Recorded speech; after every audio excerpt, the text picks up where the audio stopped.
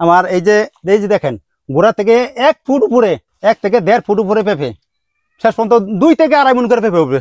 সুপ্রিয় দর্শক, দেশ বা দেশের বাইরে থেকে যে যেখান থেকে আমাদের এই কৃষিভিত্তিক নিয়মিত আয়োজনগুলো দেখছেন, সবাইকে জানাই আন্তরিক শুভেচ্ছা অভিনন্দন।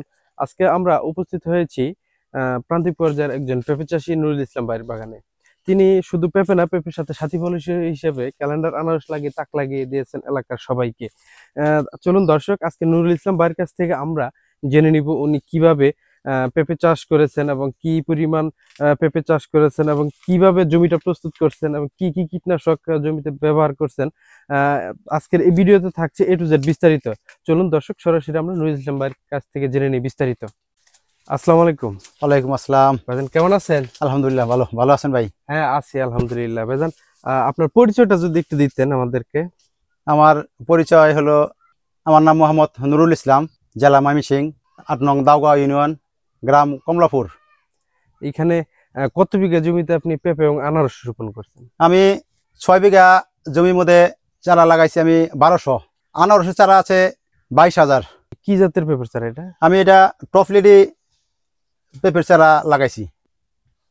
নুরুল ইসলাম ভাই, জি। আপনি টপ লেডি পেঁপে এবং আনারস চাষ করার জন্য কি ধরনের জমিগুলো নির্বাচন করতে হবে?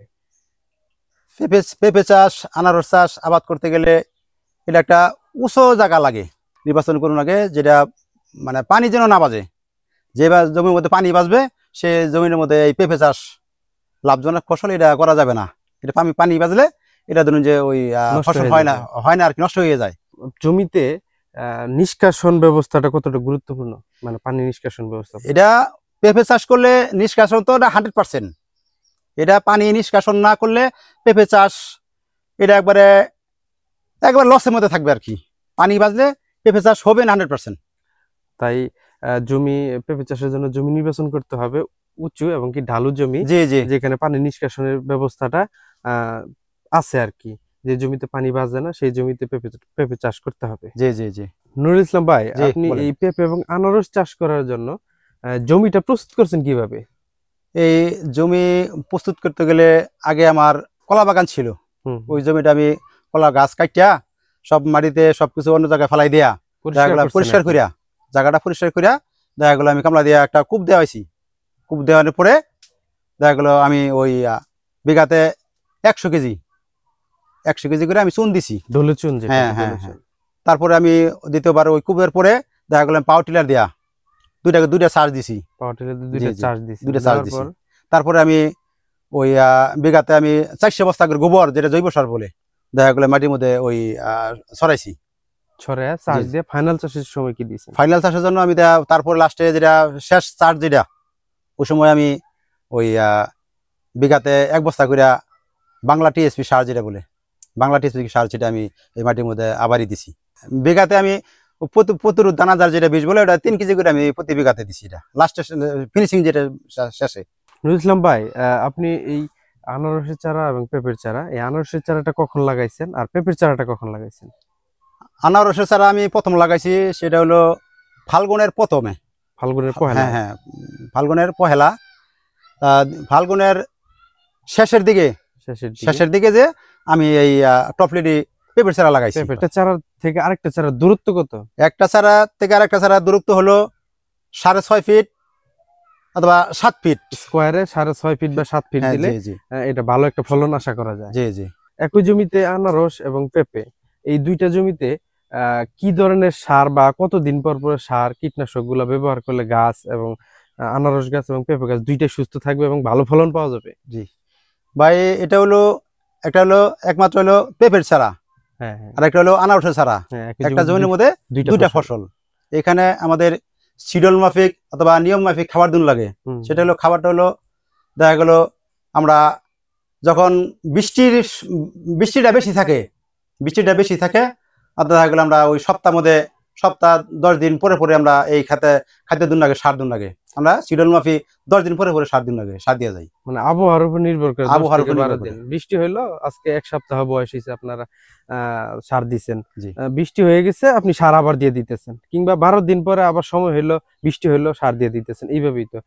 কীটনাশকটা কতদিন পর পর আপনি ব্যবহার করেন? কীটনাশক আবহাওয়ার দিকে দেখা গেলো গাছের কীটনাশক পোকাগুলা আক্রমণ করে। বৃষ্টির সম্ভাবনা বেশি থাকে, তাহলে তো ওই জায়গায় কিন্তু আমাদের এটা বেশি বেশি ব্যবহার করুন লাগে। সপ্তাহে আপনি কয়বার বীজ দেন? সপ্তাহের মধ্যে দেখা গেল আপনার অথবা 1 থেকে 2 বার, ন্যূনতম 1 থেকে 2 বার। নিম্নতম। আর নরমাল আবহাওয়াতে যখন নিয়মিত বৃষ্টি হয় না তখন দেখা গেল 8 থেকে 10 দিন পর পর এটা সপ্তাহে একবার দিলেই সপ্তাহের মধ্যে মোটামুটি চেক দেয়।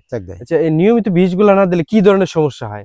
নিয়মিত বিষ ব্যবহার না করলে পেঁপে গাছে দেখা গেল অনেক রোগবালাই আছে, যে রোগবালাই ওইটা ধরলে দেখা গেল গাছ, পেঁপে গাছ ওই উপর থেকে নিচ থেকে গাছ নষ্ট হয়ে যায়, অথবা গোড়ার থেকে পচন ধরে।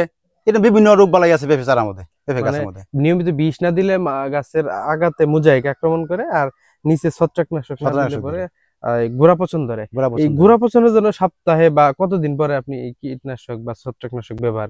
এই বছর প্রথম পেঁপে চাষ করছি, এটা আমার প্রথম একটা, আমি মানুষের কাছে শুনছি যে এটা একটা লাভজনক ফসল। আমি ভাই এই তারিখে পেঁপে চাষ করিয়া আমি আসলে বুঝলাম যে না, একটা লাভজনক ফসল। তারপরে আমি কোনো লোকের আমি কারো কথা শুনি নাই, আমি একটা মানুষের পরামর্শ হয়, আমি এই সিডল মাফি গাছের পরিচর্যা বিষ যা আছে আমি তার কথা ব্যবহার করে গেছি। গাছের গোড়ার যে বিষটা আছে ওটা মাসের মধ্যে আমি 2 বার স্প্রে করছি, 15 দিন পর পর যে গোড়া পচার যে ওষুধটা আছে এটা আমি সিডল মাফি দিয়ে গেছি। আপনি কি বাগানটা বিক্রি করছেন? জি ভাই, আমি বিক্রি করে ফেলাইছি। কত টাকা বিক্রি করছেন? আমি তো ভাই আগে প্রথম বুঝি নাই যে এটা আমার এত টাকা হবে, কারণ আমি পেঁপে বাগান যে আমার এত সুন্দর হয়েছে, কারণ অনেক মানুষে বলছে যে না এটা সুন্দর হয়েছে, কিন্তু আমার কাছে সুন্দর লাগছে না, কিন্তু মানুষের কাছে অনেক সুন্দর লাগছে। কিন্তু আমি যে জায়গায় গেছি ওই জায়গায় বলছে যে ইসলাম ভাই আপনার বাগানটা খুব সুন্দর হয়েছে, কিন্তু আমার কাছে মনে হয়েছে যে আমি প্রথম চাষ করছি তো সুন্দর কি জিনিস সেটা আমি বুঝি নাই। পরে ফাইনাল 12 লক্ষ টাকা আমার তারা এস্টিমেট করে তারা বাইনাপত্র করে দিয়ে ওই জায়গাতে উঠছে। যাক, আপনি এবার প্রথম পেঁপে চাষ করছেন, হয়তো বেচা কেনাটা অভিজ্ঞতাটা একটু কম হয়েছে, সেক্ষেত্রে আপনি বাজার অনুপাতে আপনি দাম একটু কম পাইছেন। জি জি, ইনশাল্লাহ আপনি আশা করি যে দাম যদিও কম পান, তাহলে প্রথম অবস্থাতে আপনি এটা কেমন লাভজনক মনে হইতেছে? না না, এটা ভাই আমি এটা মানে বাসায় বোঝানো যাবে না। মানে মোটামুটি কত টাকা খরচ হয়েছে এই পর্যন্ত? না, আমি পেঁপেতে এই পেঁপের মধ্যে আমার একটা ধারণা, আমি যে এই 6 বিঘার মধ্যে যে পেঁপের চারা আমি লাগাইছি, তো কামলা দিয়েও করছি, নিজেও করছি, সেই জন্য আমার দেখে লাভের সংখ্যাটা বেশি হয়েছে। মানে বেশি হয়েছে, দেখা গেল আমার প্রথম আনারসের চারা থেকে নিয়া আমার তো 2টা ফসল, একটা জমির মধ্যে 2টা ফসল আমার প্লাস হইলো আগে হলো পেঁপের চারা, তারপরে আনারস 2টা চারা 2টা ফসলের মধ্যে আমার এবার যে টোটাল আমার মনে হয় 5 লক্ষ টাকার উপরে যায় নাই, নিচেই থাকবে। 5 লক্ষ টাকা যদি আপনার খরচ হয়, 12 লক্ষ টাকা পেঁপে বিক্রি করছেন, তাহলে এখান থেকে একটা বেনিফিট আসছে 7 লক্ষ টাকা। আর বাকি 20,000 আনারস থেকে আপনি কেমন আশা করতেছেন? আনারসের যে চারা দেখা যাচ্ছে এখন খুবই ভালো, ক্ষেত থেকে 30 থেকে 35 টাকা, ধরেন 20,000 চারা আপনি 25 টাকা করে ধরেন, তারপর ন্যূনতম 5 লক্ষ টাকা। ইনশাল্লাহ আনারসের টাকা থেকে আপনার পেঁপের জমিতে সকল খরচের টাকা আইসা বললো টোটাল 12 লক্ষ টাকা। এই 5 বিঘা জমি চাষ করে আপনার 12 লক্ষ টাকা আয়। নজরুল ইসলাম ভাই, আপনার এই ভিডিও দেখে যদি উদ্বুদ্ধ হয়ে কেউ চিন্তা ভাবনা করে যে আমিও পেঁপে চাষ করে স্বাবলম্বী হব, সেই ক্ষেত্রে তাদের উদ্দেশ্যে যদি আপনি কিছু কথা বলতেন, তারা কিভাবে করলে মানে সফলতাটা পাবে? আর হ্যাঁ, আমার মতে যারা নতুন চাষি তারা আমার মতো যারা এরকম নতুন চাষ, আপনি তো এবার নতুন, তাহলে আপনার নতুনের ধারণাটা আপনার বেশি। হ্যাঁ, আমার মতো সেটাই বলতেছি যে আমার মতো যদি নতুন একজন চাষি হয়, এই পেঁপে চাষ করার মতো তাদের উদ্বুদ্ধি হয় যে আমিও একবার পেঁপে চাষ করে দেখি। আমরা তো অনেক কিছু আবাদ করে দেখলাম, এই বছর আমরা পেঁপে চাষ করে দেখি, যেরকম আমার মতো যদি হয়, তাহলে আমি মনে করব যে এই পেঁপে চাষ করতে গেলে যাদের দ্বারায় অথবা যারা জানে পেঁপে চাষ করতে গেলে কি কি রোগ বালাই আছে, কি কি ওষুধ লাগে, একটা ভালো একটা লোকের পরামর্শ হয় যদি একটা পেঁপে চাষ করে, আমার মনে হয় উনি লস খাবে না। কারণ পেঁপে চাষ গাছ নষ্ট না হইলে, যদি নষ্ট না হয় 100% গাছের মধ্যে ফলন আসবে। আর যদি গাছ নষ্ট হয়ে যায় তাহলে তো ভাই এটা তো সবই শেষ হলে তো ফলন কই থেকে আসবে? গাছ যদি না বাঁচে গাছ থেকে ফলন আসবে? ফলন আসবে না।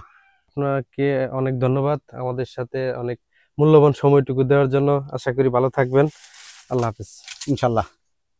সুপ্রিয় দর্শক, আপনারা যারা নতুন চাষি পেঁপে চাষ করে সফলতা পেতে চান, তাদের জন্য কিছু পরামর্শ। সেটি হলো পেঁপে চাষ করার ক্ষেত্রে জমি নির্বাচন এবং জমি প্রস্তুত, পাশাপাশি সঠিক জাত নির্বাচন।